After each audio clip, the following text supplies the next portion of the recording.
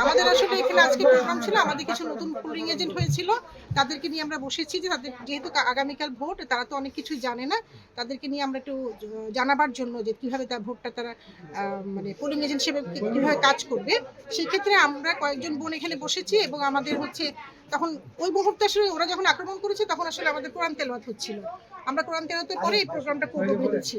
এরপরে আমরা প্রথমে হচ্ছে ছেলে মানুষ আসছে, এসে ধাক্কাচ্ছে, এই আপনারা এখানে কি করছেন এরকম করেছে। পরে মহিলাদেরকে পাঠিয়েছে, মহিলাদের করে ভিতরে ঢুকে তাদেরকে ইচ্ছা মতো মেরেছে। আপনাদের কাছে আমরা ভিডিও দেখাবো, ভিডিও করে রেখেছি আমার সাথে সাথে। এবং আমার একটা বোনকে তারা নিচে নামিয়ে, কয়েকজন মিলে নিচে নামিয়ে, ছেলে এবং মহিলারা মিলে নামিয়ে ওখানে লাঠি দিয়ে মাথায় বাড়ি দিয়েছে, মাথায় তার ফেটে গিয়েছে এবং তার ব্যাগ এবং মোবাইল চুরি করে তারা নিয়ে চলে গিয়েছে। তারা কতজন ছিল? তারা তো মহিলা ছিল প্রায় 7-8 জন ছিল, আর পুরুষ অনেকজন ছিল, একদম গেটের বাইরে পর্যন্ত অনেকগুলো পুরুষ ছিল। তো আমি অবশ্যই এটার একটা সুষ্ঠু বিচার চাই, কারণ আমরা কোনো অন্যায় কাজ করছিলাম না। এখানে আমাদের পোলিং এজেন্টের কাজ, আমাদের আগামীকাল যে ভোট, সেই ভোটের কাজটাই আমরা করছিলাম, অন্য কিছু না।